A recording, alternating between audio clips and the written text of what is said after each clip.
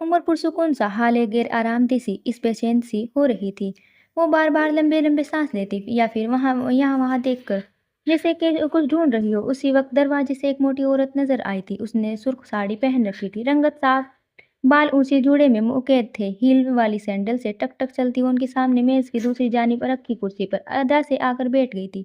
हाले अब मजीद गहरे सांस लेने लगी थी। उमर बेचैनी से उनकी जानिब झुका था। आपकी तबीयत ठीक नहीं लग रही हाले, हम वापस चलते हैं। वो फ़िक्रमंद था। मेरा दम घुट रहा है बस, यहाँ घुटन है, बहुत बंद बंद है ये जगह। सांस नहीं आ रहा, वो हल्की आवाज़ में कह रही थी, इस शख्स से जिससे वे नफरत करती थी। शायद वो ज़हनी तौर पर यहाँ नहीं थी। उमर खामोशी से उठा था और कमरे में लगी वाहिद खिड़की खोल दी। तेज हवा का झोंका जो झुलसाता सा झोंका आया था। हाले को इस वक्त ये गर्म हवा भी नेमत लगी थी। उसने जैसे सुकून की आंखें मूंद ली थी। ए माँ, आपस में तो तू टामे करनी थी तो मेरे इधर काहे को बुलाया? लगे रहो, मैं खिसक जाती हूँ। वो ठेठ मुशाहिरा वाले लहजे में बात करती थी। उनके मुंह में अब भी एक तरफ पान रखा था। उमर वापस कुर्सी पर आकर बैठ गया था। सॉरी, असल में मुझे आपसे बात करनी है, बहुत ज़रूरी, इसलिए आपकी जहमत दी। हाले ने साइस्तगी से माजरत करते हुए बात का आगाज किया था, जब जरनिगार ने उसकी बात बीच में काट दी थी। ने तुम बात छोड़ो भैया, बस ये बता दो कि हमें काहे को नहीं बुलाया शादी में? अरे रिश्ता ही तो तोड़ डाला था। ऐसा क्या गजब हो गया कि झूठे मुंह भी न पूछा तुम्हारे बाप ने? ए मेरे असद, तो अब भी बावला हुआ फिर रहा है तेरे लिए। वो लहक लहक कर बोलती उमर को सख्त जहर लग रही थी, जबकि हाले अभी भी मुस्कुराती रही। आपने बदला लिया तो लिया जरनिगार साहिबा, मेरी शादी की रात मुझे अगवा करवाया, मारपीट किया, मुझे अवैध कैद में रखा, तो और आपने मेरा घर बिगाड़ा। क्या आपको ये सब जेल देता है? बताए, क्या मैं ये सब डिजर्व करती हूँ? वो बनावटी दुख से कह रही थी। उमर घृणा की तरफ उसको देखे गया। यही हाल जरनिगार का भी था, जबकि हाले इन दोनों से बेपरवाह कहे जा रही थी। मेरा बाप इस सदमे से चला गया, मेरा खानदान टूट गया।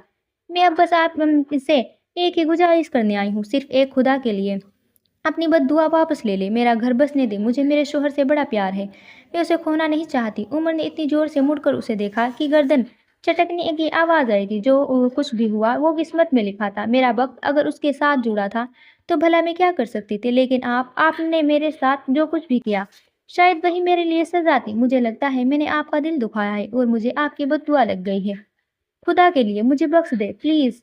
आखिर में आंखों में आने वाली नदीदा आंसू साफ किए थे। जरनिगार बेगम अपनी कुर्सी से उठकर उसके पास आई थी। उसके सर पे हौले हौले थपथपाया। देखो हाले, मैं दुनिया जहान की बेगैरत औरत हूँ। मैं सारे गलत काम करती हूँ। मैं लोगों के जिस्मों से पुर्जे निकाल निकाल कर बेचती हूँ। मैं लड़कियों को कैसे कैसे काम करवाती हूँ। सब जानते हैं मैं क्या करती हूँ, सब जानते हैं। क्योंकि मैं झूठ नहीं बोलती, जो करती हूँ डंके की चोट पर करती हूँ। और सबसे बड़ी बात, मैं अपनों पे वार नहीं करती। ये संजीदगी से कह रही थी। मैंने तुझे बेटी बोला था। मैं कभी पीठ पीछे वार नहीं करती। सारा कराची जानता है। मैंने अपने लड़के का रिश्ता डाल दिया, तेरी तरफ से इनकार हो गया। मैंने बात पर मिट्टी डाल दी। वह हाथ हिलाकर कह रही थी, मेरे बाप दादा लखनऊ के रईस थे, जायदादें छोड़कर सब लुटाकर जब यहाँ पहुँचते तो खाली हाथ थे। लेकिन अपना वकार हम साथ लाए थे। हमारे विरासत में हमें बस वकार मिला है। अगर तेरे को अगवा किया तो सीना ठोक कर कहती हूँ कि हाँ किया है। उसने जोर जोर से अपने सीने पे हाथ मारा था। यहाँ रहने वाली एक एक लड़की को बुलाकर पूछ ले, किसी से जबरदस्ती नहीं करती मैं। जिसको बाहर नौकरी करनी होती है उसे नौकरी करवाती हूँ। जिसे पैसा चाहिए होता है वो अंग बेचती है। जिसको जिस्म बेचना होता है वो जिस्म बेचती है। जरनिगार ने कभी जबरदस्ती नहीं की। तो अपनी बच्ची है, चाहे तो अपने पति के पिस्तौल उठा ले और डाल दे इसके अंदर का सारा लोहा मेरे जिस्म में। अगर तेरे दिल में रत्ती बराबर भी शक है, बच्ची है तुम अपनी, मैं मरना पसंद करूंगी, लेकिन स्टैंडर्ड से गिरना नहीं। वे जज्बाती सी कह रही थी। उसका हर लफ्ज गवाही देता था कि वे सच कह रही है। उमर तो हालांकि अदाकारी पे अश अश कर उठा था। शोहर, प्यार, अल्लाह की पनाह, कहीं मैं मर ही न जाऊं। करीब आधे घंटे बाद जरनिगार उन दोनों की गाड़ी तक छोड़ आई थी। साथ ही साथ उमर को हाले के हवाले से कई ताकीदें और धमकियां भी दी थी, जिसे उमर सर झुकाकर क्लोज की तरह सुनता रहा। उमर हयात की गाड़ी जैसे ही वे मैन हॉस्टल से बाहर निकले, उसने बामुश्किल दबाया हुआ गुस्सा बाहर निकाला। ये करने गई थी आप यहाँ?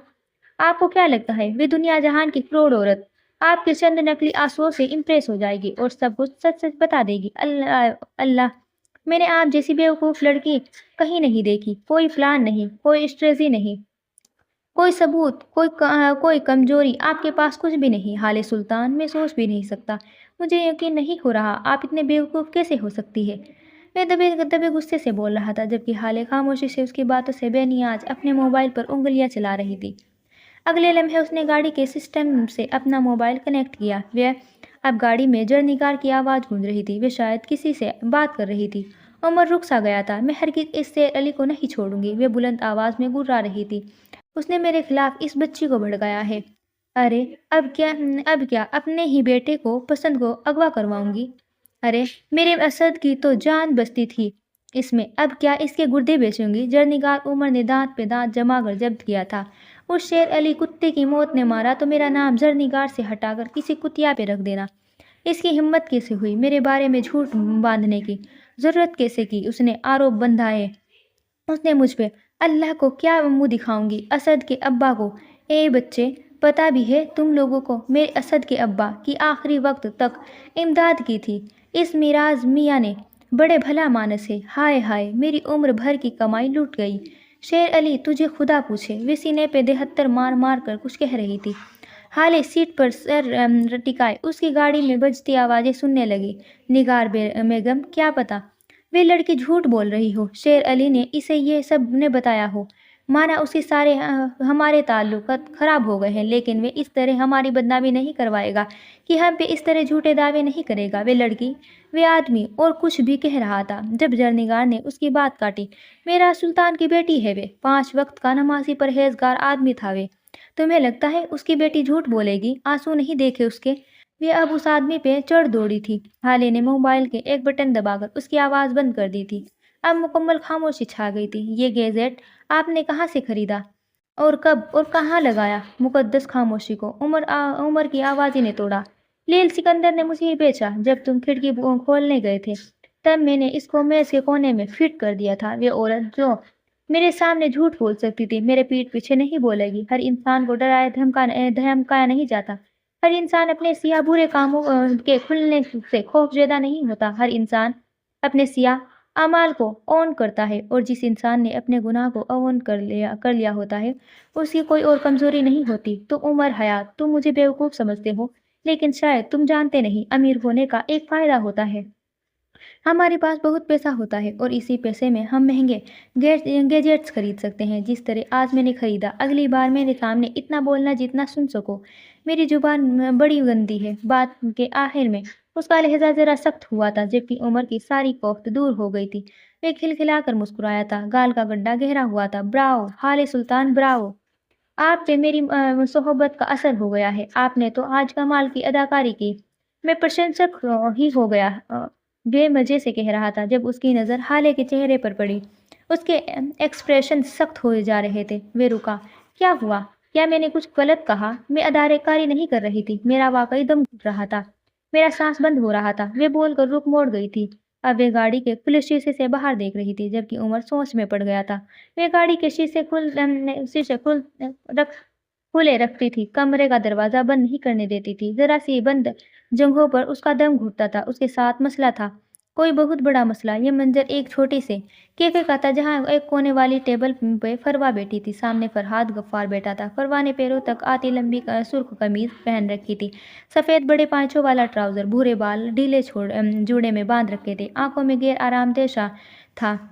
फरहाद, मुझे सारी डिटेल्स बताओ। उस एएसपी का मेरा सुल्तान से क्या ताल्लुक था, और ये ताल्लुक इतना गहरा कैसे हुआ? और वे अपनी प्रॉपर्टी की अथॉरिटी तक उसके हवाले कर दे। जो कुछ भी तुमने सुना है या जानते हो, सब सच बताओ मुझे। वे वार्निंग देते लहजे में पूछ रही थी। मैम, मुझे ज़्यादा नहीं पता। मैंने अपने सारे ताल्लुकात इस्तेमाल कर लिए हैं, लेकिन उमर हयात के बारे में सिर्फ यही पता चला है कि वे 18 साल की उम्र में हैदराबाद की कराची आया था। मेरा सर उसे अपने यतीम खाने ले गए थे। कुछ अरसा तक वे कराची में रहा, इसके बाद वे यहाँ से चला गया। पहले इस्लामाबाद, उसके बाद क्वेटा। वहाँ जाकर उसने CSS क्लियर किया और ASP तैनात हो गया। कुछ अरसा पहले ही वापस आया है, वे बोल रहा था, और पर वह आंखें छोटी किए गौर से सुन रही थी। और एक बात और, उसे सिर्फ पैसे से प्यार है। इसमें मामले में वे जुनूनी है। अपनी तनख्वाह से उसका गुजारा नहीं था। नौकरी के अगले ही साल उसने एक गाड़ियों के शोरूम में अपने दोस्त के साथ पार्टनरशिप कर ली थी, जहाँ से वे दोनों हाथों से पैसा बटोरता है। صدر بازار میں اس کی 3 آٹوز کی دکانیں ہیں، مختلف لوگ اس کے لیے کام کرتے ہیں۔ ہیون کو 25% فنڈز اس کی جانب سے ملتے ہیں، ایماندار، اصول پسند ہے اور کھرا آدمی ہے۔ میرا صاحب اس کے بارے میں کہتے ہیں اللہ نے اس کا وقت بہت فرصت سے لکھا ہے، اس پر اللہ کا خاص کرم ہے، وہ جس چیز پہ ہاتھ ڈالتا ہے اسے سونا بنا دیتا ہے، اسے کاروبار میں کبھی نقصان نہیں ہوتا، بے خرچ ہے اور کبھی بھی بے ایمانی یا رشوت کا پیسہ نہیں لیتا۔ وہ کہتا ہے پیسہ اس کا عشق ہے اور اس عشق میں بے ایمانی کے پیسے کا شامل ہونا بے وفائی ہے، اور وہ بے وفا نہیں ہے۔ پروان نے ہنکارا بھرا تھا، اتنی ساری معلومات مل گئی ہے اور رہ کیا گیا ہے؟ وہ تنزیہ پوچھ رہی تھی۔ فرحاد مسکرایا تھا، میم یہ ساری باتیں اس کی گلی کا کتا بھی جانتا ہے، یہ سب وہ معلومات ہے جو وہ خود دیتا ہے۔ وہ حیدرآباد سے کیوں آیا؟ واپس کیوں نہیں گیا؟ کہاں کس کے ساتھ رہتا ہے؟ میرا سلطان نے اس کا کیا تعلق ہے؟ یہ ساری دولت وہ کہاں سے لایا؟ یہ سب کیوں نہیں جانتا؟ کم سے کم میرے تعلقات اس معاملے میں خاموش ہے۔ اب آگے کیا حکم ہے؟ وہ تابعداری سے پوچھ رہا تھا۔ اس کی روٹین کیا ہے؟ کیا کرتا ہے؟ کہاں جاتا ہے؟ پتہ کرواؤ۔ زیادہ کچھ خاص نہیں کرتا۔ صبح فرض کی نماز کے بعد ہیون جاتا ہے، 1 گھنٹہ بچوں کو قرآن پڑھاتا ہے، اس کے بعد اپنی ڈیوٹی پہ جاتا ہے، شام میں اپنا شو روم دیکھتا ہے۔ وہ زیادہ تر شو روم نہیں جاتا، اس کے دوست سردار سب کچھ سنبھال لیتا ہے۔ میرا صاحب کی موت کے بعد اس کی روٹین چینج ہو گئی ہے۔ اب فرض کے بعد پھر رات گئے قبرستان جاتا ہے، کافی دیر بیٹھا رہتا ہے، پھر آ جاتا ہے۔ اس کی نوکری چلی گئی ہے لیکن وہ کچھ کر رہا ہے، کیا یہ نہیں معلوم؟ میں میرا سلطان کو بہت کال کیا کرتا تھا، بہت زیادہ، دن میں تقریباً 10 دفعہ، اور وہ کبھی بھی اس کے کال نہیں کاٹتے تھے۔ وہ اگر عدالت میں بیٹھے فیصلہ سنا رہے ہوتے تب بھی نہیں، اگر کسی میٹنگ میں ہوتے تب بھی نہیں، شاید وہ انہیں بہت عزیز تھے۔ کیفے کی سرمئی دیواریں نراشا سے گزرے دنوں کی قصے سنانے لگی۔ فروا بغیر کچھ کہے اٹھ کھڑی ہوئی تھی، فرحاد اس کے پیچھے اٹھا تھا۔ مجھے ان کی محبت کے قصے مت سناؤ فرحاد، مجھے عمر حیات کی کامیابی کے قصے بھی مت سناؤ، مجھے اس کی طاقت بھی مت بتاؤ، اس کا عشق بھی مت سناؤ۔ اگلی بار جب مجھ سے ملو تو اس کی کمزوری ساتھ لاؤ، وہ جتنا مضبوط ہے اور کامیاب ہے کبھی کسی دور میں اتنا ہی کمزور اور ناکام رہا ہوگا۔ مجھے اس کی بے خوفی اور قصے مت سناؤ، مجھے اس کا خوف لا کر دو، وہ خوف جو اسے ہنٹ کرتا ہو، ڈراتا ہو، وہ جس کے بارے میں بات کرنے سے وہ خود بھی ڈرتا ہے۔ کچھ نہ کچھ، کوئی نہ کوئی چیز ضرور ہوگی، اس کا خوف لاؤ فرحاد، میں اسے خوف میں کو استعمال کروں گی اور اگلی بار ملاقات کا بے صبری سے انتظار کروں گی۔ میں بول کر پرس کندھے پر لٹکائے باہر نکلتی چلی گئی تھی۔ پیچھے سرمئی دیواروں نے جیسے بے دلی سے سر جھکایا تھا، اب انہوں نے اپنے کان کسی اور میز کی جانب لگا لیے تھے۔ کوئی نئی سازش، کوئی نیا انتقام۔ دوپہر باسی ہو کر شام بدلنے لگی تھی۔ عمر حیات کی گاڑی میں چھائی خاموشی لمبی ہو رہی تھی۔ ایسے میں ایک مصروف سی سڑک سے گزرتے حالے نے چونک کر گردن گھمائی تھی۔ گاڑی روکو، گاڑی روکو، وہ جلدی جلدی بول رہی تھی۔ عمر نے بغیر کچھ کہے گاڑی روک دی تھی۔ کیا ہوا؟ کچھ چاہیے آپ کو؟ وہ نرمی سے پوچھ رہا تھا۔ حالے جواب دیے بغیر گاڑی سے اتر گئی تھی۔ یہاں قطار در قطار بس دکانیں تھیں، چھوٹی بڑی دکانیں، لوگوں کا بے تحاشا بھیڑ، مختلف بولیاں، مختلف لوگ۔ جہاں حالے نے گاڑی رکوائی تھی وہ ایک چھوٹا سا اسٹال تھا، جہاں کوئی ادھیڑ عمر آدمی ایک بڑی سی دیگ سے بریانی نکال کر لوگوں کی پلیٹ میں ڈال کر دے رہا تھا، کوئی شوپر میں ڈلوا کر اپنے گھر لے جا رہا تھا کہ بیوی بچوں کے ساتھ کھائیں گے۔ کراچی کے تقریباً ہر سڑک پر آپ کو اس طرح کے چھوٹے ڈھابے، اسٹال اور ریڑھیاں پہ رکھی کھانے پینے کی وستویں بیچتے لوگ نظر آئیں گے۔ وجہ کراچی کے لوگوں کی چٹخارے دار کھانے سے محبت ہے۔ حالے چھوٹے چھوٹے قدم لیتی ان اسٹال کے پاس آ گئی تھی۔ بوڑھے آدمی نے حالے کو دیکھا تو آنکھیں چمک اٹھی، اس کے چاول نکالتے ہاتھ ٹھٹک گئے تھے۔ وہ اب اسٹال سے نکل کر حالے کے سامنے آ گیا تھا۔ حالے بیٹی، تم بڑے دنوں بعد چکر لگایا، مان لیا کہ تمہاری مکمل ذائقے کی تلاش ختم نہیں ہوگی، لیکن پھر بھی بیٹا چکر لگا لیتا بندہ، وہ اداسی سے کہہ رہے تھے۔ بات کرتے ہوئے وہ چلتے ہوئے سامنے رکھی پلاسٹک کی کرسیوں پہ آرام بیٹھ گئے تھے۔ عمر بھی ان کے پاس بیٹھ گیا تھا۔ میرا صاحب کی وفات کے بارے میں بھی سنا، میں آیا بھی تھا، شمس صاحب نے اندر نہیں آنے دیا، میں تو بس تمہیں دیکھنے آیا تھا بچے، وہ فکر مندی سے کہہ رہے تھے۔ وہ ایسے شفیق بوڑھے لوگوں میں سے تھے جن کو سارے جوان لڑکے لڑکیاں اپنی اولاد جیسے لگتے تھے۔ بس چچا مصروف نہیں رہی اتنا وقت؟ خیر آپ بتائیں، بوا باہر آئی کہ نہیں؟ ان کے بڑے بیٹے کو 6 ماہ پہلے پولیس کی جھوٹے کیس میں پکڑ کر لے گئی تھی۔ اس نے میرا سلطان کی بات نظر انداز کر دی تھی۔ ایک دم بوڑھے کی آنکھوں کی جوت بجھ گئی تھی۔ کہاں بیٹی؟ وہ لوگ کہتے ہیں رشوت دو، میں ایک پھوٹی کوڑی بھی نہ دوں۔ ارے خدا کو بھی منہ دکھانا ہے، میں نے بیٹے کی زندگی کی خاطر اپنی آخرت خراب نہیں کر سکتا۔ اللہ ان پولیس والوں کو پوچھے، جھولیاں بھر بھر کر رشوت لیتے ہیں لیکن ان کے پیٹ کا دوزخ ہے۔ کہ بھرتا ہی نہیں۔ کس کیس میں لے گئے تھے آپ کے بیٹے کو؟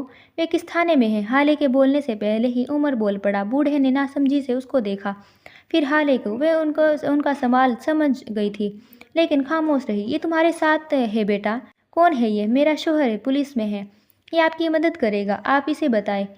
اب کے بوڑھے کی آنکھیں خوشی سے پھیلی تھی۔ ارے شوہر ہے تمہارا؟ رک جاؤ، میں ابھی اسے اپنے ہاتھوں کی بریانی کھلاتا ہوں۔ تمہارا شوہر ہے تو میرا داماد ہوا نا؟ وہ خوشی سے کہتے ہوئے دوبارہ اسٹول کی جانب بڑھ گئے تھے۔ مجھے ایک مدد چاہیے، دو گے؟ ہالے اس کی طرف دیکھے بغیر پوچھ رہی تھی۔ کس حیثیت سے؟ بیوی کی یا پارٹنر کی؟ وہ مکمل اس کی طرف دھیان دیے بیٹھا تھا۔ اس کے منہ سے اپنے لیے بیوی سننا ہالے کے لیے ایک الگ ہی تکلیف تھی۔ پارٹنر کی حیثیت سے تم مجھے فیور دو، وقت آنے پر میں تمہیں فیور دوں گی۔ اوکے، کیا کرنا ہوگا؟ یہ آدمی بابا کے دوست تھے، اچھے وقت کو اچھے دوست۔ وہ رک کر بات کرنے لگی تھی۔ اس کی باتوں میں اب پہلے کی طرح پرواہ نہیں ہوتی تھی۔ اس آدمی کے بیٹے کو باہر نکالو، اس کو یہاں بچے ہونے والا ہے۔ یہ آدمی بابا کے پاس آیا تھا۔ وہ رک گئی تھی، شبد تلاش رہی تھی لیکن نہیں ملے۔ جب میری شادی ہو رہی تھی اس سے 2 دن پہلے بابا نے ان سے کہا تھا کہ وہ حیات صاحب سے بات کریں گے۔ شاید وہ تمہاری بات کر رہے تھے لیکن میری وجہ سے وہ بات نہیں کر سکے اور پھر میری وجہ سے مر گئے۔ میں بول کر ساکت ہو گئی تھی۔ بہتی ہوا بھی ساکت ہو گئی تھی، ایک دم گھٹن سی بڑھ گئی تھی۔ عمر اسے دیکھے گیا بغیر کچھ کہے، خاموشی سے۔ میں بابا کے لیے کچھ نہیں کر سکی، نے میں حسن کی طرح اچھے گریڈز لاتی تھی، نے مجھے سفیر کی طرح کامیابی ملتی تھی، نے بچوں کی طرح ٹیلنٹڈ تھی۔ میں بالکل عام تھی، سوائے خوبصورتی کے میرے پاس کچھ بھی نہیں تھا۔ وہ ان سے ذرا دور بیٹھی، ایک فیملی کو دیکھ رہی تھی، ماں باپ اور ایک بیٹی۔ میں بابا کے لیے انعام تھی لیکن پرائز بونڈ نہیں جسے آپ خوشی یا غم میں خرچ کر سکیں۔ میں ایک ٹرافی تھی جسے ہمیشہ شیلف پر سجا کر رکھا جائے، جو کبھی کوئی فائدہ نہیں دیتی۔ بچی کسی بات پر ضد کر رہی تھی، اس کی ماں اسے جھڑک رہی تھی جبکہ اس کا باپ اسے اب بھی پیار سے منا رہا تھا۔ بس پڑی رہتی ہے اور بس پڑی ہی رہتی ہے، پھر ایک دن وقت کی دھول کے ساتھ کہیں کھو جاتی ہے۔ میں ان کی زندگی میں ان کے لیے کچھ بھی نہیں کر سکی۔ ان کے جانے کے بعد ان کے ادھورے کام پورے کرنا چاہتی ہوں۔ تم مجھے فیور دو، میں بدلے میں تمہیں فیور دوں گی۔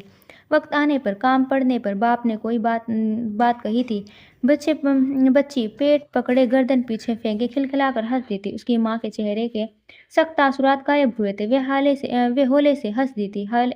ہالے نے نظر کا زاویہ بدل لیا تھا، وہ اب نیچے مٹی کو گھور رہی تھی۔ عمر نے اس کی بات کا کوئی جواب نہیں دیا تھا، وہ اب بھی اس کے کندھے سے پیچھے سے اس فیملی کو دیکھ رہا تھا۔ ہالے نے نظر اٹھا کر عمر کو دیکھا تھا اور پھر اس کی نظروں کا فوکس دیکھا۔ وہاں مت دیکھو عمر، وہ ایک دم خوف سے بولی تھی۔ عمر نے جیسے اس کی بات نہیں سنی تھی، وہ اب بھی ہلکے سے مسکراتے ہوئے انہیں دیکھے گیا۔ میں کہہ رہی ہوں وہاں مت دیکھو عمر۔ اب اس کی آواز روندھی ہوئی تھی۔ وہ دیکھو کس طرح ہنس رہی ہے، کتنی پیاری بچی ہے وہ، میں نے کہا نا وہاں مت دیکھو۔ میں میز پر ہاتھ مارتے ہوئے گھبرائی تھی۔ آس پاس گزرتے لوگوں نے اس کو دیکھا تھا۔ بچی کی ہنسی تھم گئی تھی۔ میں رک کر ہالے کو دیکھنے لگی۔ چند لمحوں، بس چند لمحوں کا کھیل تھا۔ لوگ واپس اپنے کھانوں کی طرف متوجہ ہو گئے تھے۔ بچی اپنے باپ سے کچھ کہنے لگی تھی۔ ہالے عمر کے قریب جھکی تھی، آواز آہستہ کر لی تھی، سرگوشی جتنی آہستہ۔ انہیں مت دیکھو کیونکہ تم میرے ساتھ ہو۔ میں ثابت ہوں، جو لوگ بھی میرے ساتھ ہوتے ہیں وہ کارڈز ہو جاتے ہیں۔ تم انہیں دیکھو گے تو میری منحوسیت ہر جگہ پھیل جائے گی، اس خاندان کو نظر لگ جائے گی۔ عمر انہیں مت دیکھو پلیز، وہ بے بسی اور خوف سے کہہ رہی تھی۔ عمر کے دل کو کچھ ہوا تھا۔ یہ کچھ کہنے لگا تھا کہ اسی وقت ایک بوڑھا آدمی ٹرے میں بریانی کو 2 پلیٹس رکھے ان کے قریب آیا تھا۔ ایک چھوٹا لڑکا بھی تھا جس کے ہاتھ میں پانی کا جگ تھا، گلاس تھے۔ تھوڑی دیر بعد وہ عمر کو جلدی ساری تفصیل بتا رہا تھا۔ عمر آنکھیں سکوڑے سن رہا تھا۔ بریانی چھوئی رکھی تھی، پانی گرم ہو گیا تھا، فیملی اٹھ کر جا چکی تھی۔ ہالے اب بھی وہی دیکھ رہی تھی۔ میں سارا معاملہ دیکھ لوں گا، آپ فکر نہ کریں۔ کچھ دیر بعد وہ اٹھتے ہوئے کہہ رہا تھا۔ ہالے اس کے ساتھ اٹھی تھی۔ بوڑھا ممنون نظر آ رہا تھا، بار بار گیلی آنکھوں کو پوچھتا، ان دونوں کو ساتھ رہنے کی دعائیں دے رہا تھا۔ آپ نے کھانا تو چکھا بھی نہیں بیٹا؟ اچانک اسے یاد آیا۔ عمر نے ایک نظر بریانی کے پلیٹ کو دیکھا، اس میں رکھا چکن لیگ پیس دیکھا، پھر رخ موڑ لیا۔ میں یہ سب نہیں کھاتا شکریہ، وہ شائستگی سے کہتا جانے کو مڑا۔ ہالے کھڑی رہی۔ آپ کو پیک کر دیں، ہم گھر جا کر کھا لیں گے۔ بوڑھے آدمی کے چہرے پر لمحے بھر کو آئی اداسی اب پھر خوشی میں بدل گئی تھی۔ عمر کو یہ اب اچھے نہیں لگی لیکن ظاہر نہیں ہونے دیا۔ اس نے چھوٹے بچے کو آواز دی تھی، وہ فوراً بھاگتا ہوا آیا تھا، 2 پلیٹس اٹھائی اور واپس دوڑ گیا۔ آپ یہ سب کیسے کھا سکتی ہیں؟ آپ کو پتہ ہے یہ چکن کیسا ہے؟ کیا اس نے ہاتھ دھو کر بھی بنایا ہوگا؟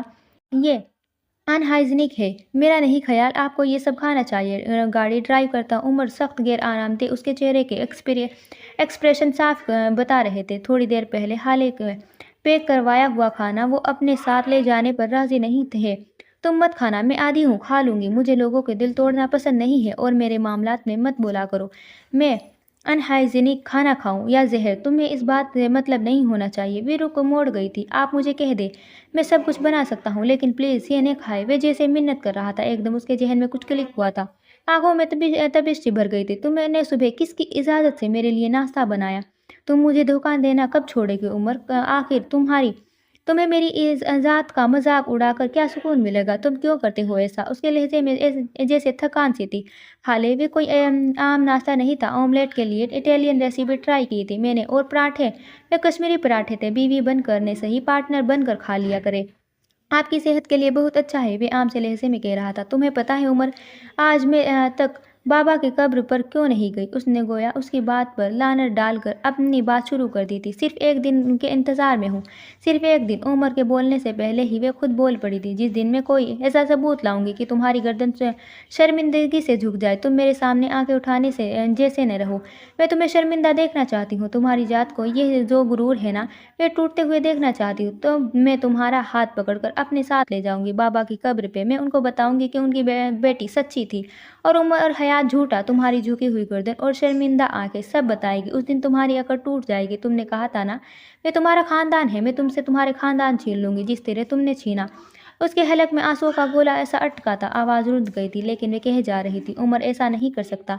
ये अल्फाज नहीं है, चुभने वाले औजार थे जो मेरे दिल में चुभ गए थे, और मैं इनको इसी तरह अपने दिल में पेवस्त रहने देना चाहती हूँ जब तक मुझे कोई ठोस सबूत नहीं मिलता। पता है मैं ऐसा क्यों कर रही हूँ? मैं क्यों इस स्तर की तकलीफ बर्दाश्त कर रही हूँ? वे चंद लम्हे खामोश रही और फिर बोलना शुरू किया।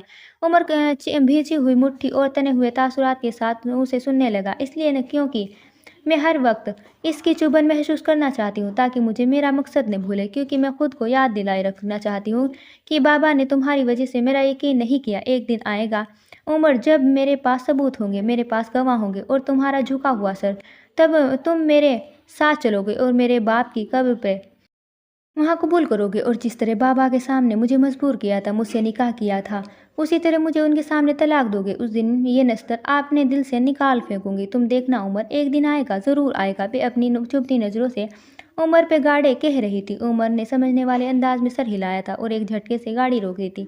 हाले का सर डैशबोर्ड में लगते बचा था। तलाक चाहिए ना? वे शुष्क होती आंखों से पूछ रहा था। जाए फैमिली कोर्ट से लेकर हाई कोर्ट, सुप्रीम कोर्ट जाए, प्रेस कॉन्फ्रेंस से लेकर टीवी शोज में जाकर बैठे। अभी तो मैं जिंदा हूँ, अगर मैं मर भी गया तो मेरी लाश भी आपको तलाक नहीं देगी। लिख कर ले लो मेरी बात। मिसेस हाले सुल्तान, उमर हयात कभी भी आपको तलाक नहीं देगा। जो करना है कर ले। कहा था ना कि झूठा कहा था। झक मारी थी। आई बात दिमाग में या नहीं? वे सर्द लहजे में कहकर गाड़ी दोबारा स्टार्ट कर चुका था। हाले सपाट आंखों में से बस उसको देखती रही। डूबती शाम और आती रात ने चुपके से ये मंजर देख अपनी आंखों में कैद कर लिया था। सुल्तान मंजिल के लग्जरी ड्राइंग रूम में शम्स सुल्तान और शाहिद हुसैन शाहाना सोफे पर बैठे आमने सामने बैठे थे। दाई तरफ वाले सोफे पर हसन और हसीना बेगम बैठी थी। उनकी आंखें गीली थी और वो बार बार टिश्यू से अपनी आंखें पोंछ रही थी। हसन खामोशी से बैठा था। जब शाहिद हुसैन ने बात का आगाज किया, चंद गैर जरूरी बातों के बाद वे मुद्दे पर आ गए थे। शम्स, मैं यहाँ एक बहुत जरूरी बात करने आया हूँ। दरअसल बात करने नहीं, मैं यहाँ अपनी बहन और भांजे को लेने आया हूँ। मैं तुम्हारी गैर मौजूदगी में भी यह काम कर सकता था, लेकिन मैंने तुम्हारा यहाँ मौजूद होना बेहतर समझा। अब तुम आ गए हो तो मैं तुम्हें बता दूं कि आपा और हसन को मैं अपने साथ ले जा रहा हूँ, वे धीरज से कह रहे थे। और मैं पूछ सकता हूँ, तुम मेरे मरहूम भाई की बेवा और मेरे भतीजे को किस हक से ले जाओगे? क्या तुम ये नहीं जानते कि इन दोनों का वारिस मैं हूँ? हसन मेरे भाई की निशानी है, मैं उसे तुम्हारे साथ नहीं जाने दूंगा। अगर भाभी जाना चाहती है तो उनकी मर्जी। शम्स की भारी आवाज़ सारे में गूंजी थी।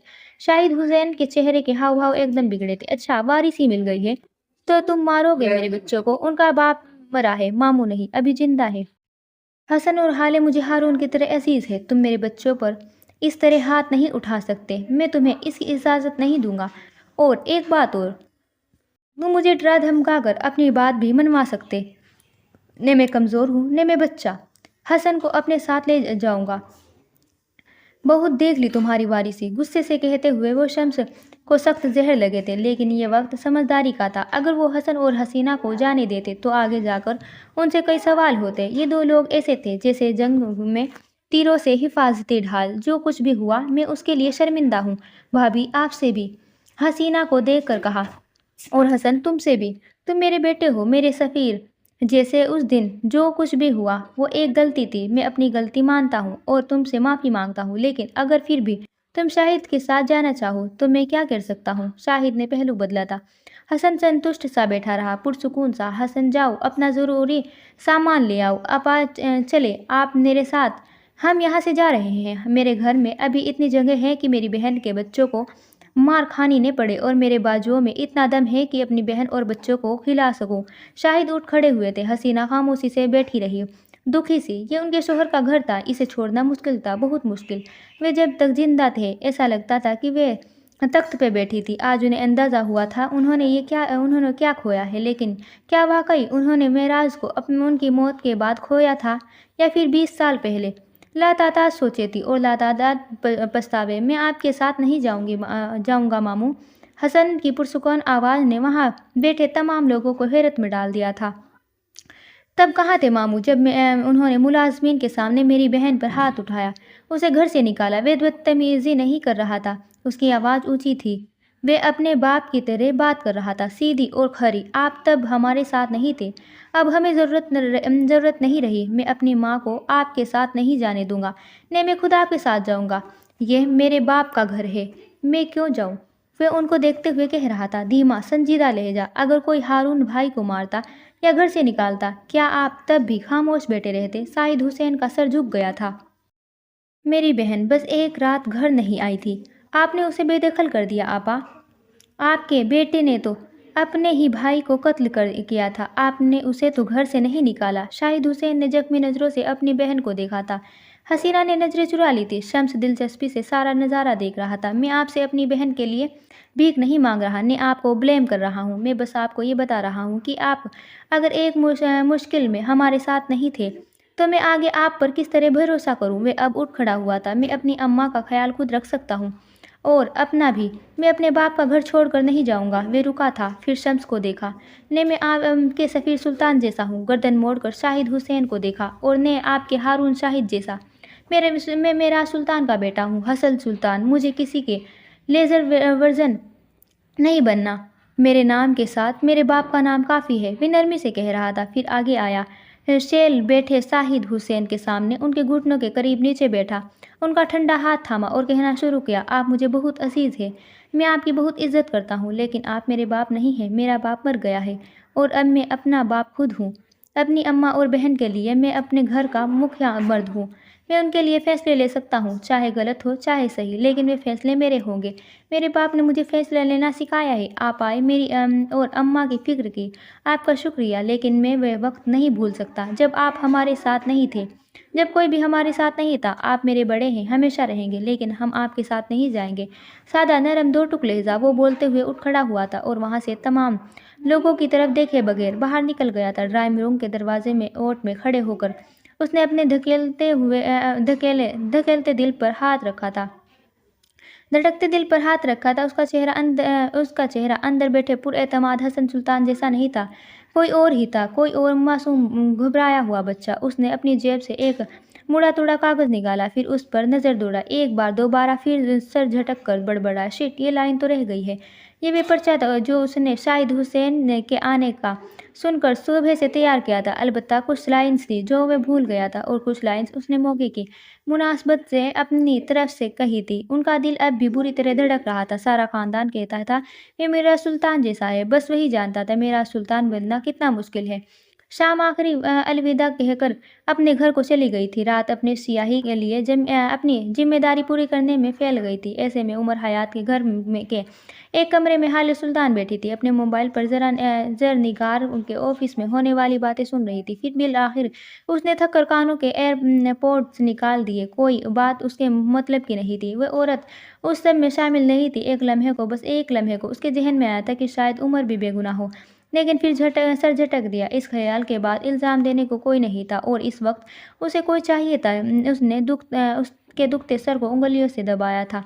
फिर मोबाइल उठाकर मेहर को कॉल करने लगी। जब उसे कॉन्टैक्ट लिस्ट में सारे नंबर अजनबी नजर आए, बेख्तियार कल का वाकया उसकी आंखों के आगे घूम गया। उमर की माँ का गिफ्ट किया हुआ परफ्यूम तोड़ती हाले दिल ने एक बार फिर मलामत की थी, लेकिन वे अब दिल की बातों पर बहुत कम ध्यान देती थी। उस वक्त भी दिल से हर ख्याल को झटकती हुए उमर के कमरे की तरफ बढ़ गई थी। कमरे का दरवाज़ा बंद था। हाले ने गहरी सांस भरते हुए दरवाजे के हैंडल पर हाथ रखा तो दरवाज़ा खुलता ही चला गया। उमर जाए नमाज पर एक कोने में बिछाए नमाज पढ़ रहा था। हाले ने बेख्तियार उसे देखे गई। क्या वे किसी लड़की को अगवा करने वाला लगता है? क्या वे उसके बाप को धोखा दे सकता है? अगर वे ऐसा होता तो अल्लाह उसे उसकी नमाजों में इतना सुकून देता। उसके चेहरे पर कितना सुकून था। उसकी नमाज कितनी खूबसूरत थी। वे इतने दिनों से उसके साथ एक घर में रह रही है। क्यों वे ऐसा था कि उसे उससे खौफ नहीं आता था? क्यों उसकी नज़र बुरी नहीं लगती थी? कुछ चाहिए आपको? वे सलाम फेर चुका था। अब उसकी तरफ देखता पूछ रहा था। हाले अपने ख्यालों से चौंक कर बाहर आई थी। सारी हमदर्दी एक लम्हे में ईगो में बदल गई थी। उसके एक्सप्रेशन सख्त हो गए थे। मैं वापस अपने फ़ोन में सिमट गई थी और उसी तरह चौखट में खड़ी रही। मुझे मेरी सिम कार्ड चाहिए। 4 लफ्ज़ों में बात समेट दी। आकर ले जाए। कल जहाँ रखी थी अब भी वहीं है। कहकर दुआ के लिए हाथ उठा चुका था। हाले जब्त करती अंदर आ गई थी। दराज खोल सिम निकाली और जब जाने को मुड़ी तो बेख्तियार नजर दाएं तरफ लगे एक शेल्फ पर गई। चौकोर डिब्बे वाला बड़ा सा एक शेल्फ जहाँ मुख्तलिफ मेडल और ट्रॉफियाँ सजी हुई थी। किसी डिब्बे में एक फ्रेम हुई तस्वीरें भी थी। मैं उन मेडल और ट्रॉफियों को देख नहीं रही थी। वे एक शेल्फ में रखी एक तस्वीर को देख रही थी। मेराज सुल्तान और उमर हयात की तस्वीर। वे दोनों मुस्कुरा रहे थे। मेराज ने उनके कंधे पर बाजू फैला रखे थे। उमर ने एक हाथ में ट्रॉफी थी और गले में मेडल था। वे भी मुस्कुरा रहा था हल्का सा। मेरी ग्रेजुएशन की तस्वीर है। टॉप गया था मैंने। वे अपने ख्यालों में घूमती जब उसने अपने पीछे से उमर की आवाज़ आई। वे दुआ मांग चुका था और जयनमाज बाजू पर डाले उसकी नज़रों की सीध में देखता कह रहा था, वे जो दूसरी ट्रॉफी है ना, वे मुझे FSC में टॉप करने में मिली थी। वे उंगली से इशारा करते हुए बता रहा था। हाले के कदम जैसे जंजीर हो गए थे। वे जा ही रही नहीं सकी, खड़ी रही, सुनती रही। और वे जो मेडल है ना, वे मुझे मेरी पुलिस की ट्रेनिंग में समाप्ति में मिला है। बेस्ट शूटर का इनाम। कुछ रकम भी मिली थी इनाम के तौर पर। उसने एक और तस्वीर की तरफ इशारा किया। ये मेडल मुझे मेरी PhD की डिग्री लेने पर मिला था। उस दिन जज साहब बहुत खुश थे, बहुत ज़्यादा। तस्वीर में मेरा सुल्तान ने उमर का मेडल अपने गले में पहन रखा था और पूरे दिल से मुस्कुरा रहे थे। हाले सुने गई, देखे गई। मुझे हर बार मेडल्स के साथ साथ इनामी रकम भी मिली थी, लेकिन अब याद ही नहीं आता कि कहाँ खर्च की और कितनी की। लेकिन ये ट्रॉफियाँ मुझे याद है, ये मेडल्स मुझे अजबर है। हाले सांस रोककर उनसे सुने गई। उसे लगा था उसने शाम उस स्टोव के सामने कुर्सियों पर बैठे उसकी बात नहीं सुनी, लेकिन वे इतना बेखबर नहीं था जितना वे समझ रही थी। वे अब भी उसके कंधे के पीछे खड़ा कहे जा रहा था। शेल्फ में लगी ट्रॉफी बस सजाने के लिए नहीं मिलती, वे इसलिए मिलती है ताकि उसे देख देख कर खुशियाँ मिला करे, होठों पर मुस्कुराहट और दिल पर फख्र आया करे, अपनी जात पर मोहब्बत आए। यह ट्रॉफियाँ हमें याद दिलाती है कि कभी किसी दौर में हमने कितनी मेहनत की थी, हम कितनी रातें जागे थे, हमने कितनी बार खुद को पीछे डाल कर दिया था। यह हमारा हौसला बढ़ाती है जब हमें हारने का डर होता है। यह हमें तसल्ली देती है जब हम हार कर आते हैं। ये कहती है क्या हुआ जो एक और ट्रॉफी ने मिली तो तुम हो तो न सही, चलो अगली बार सही। ये घर में आने वाले लोगों के सामने हमारा जिक्र करती है।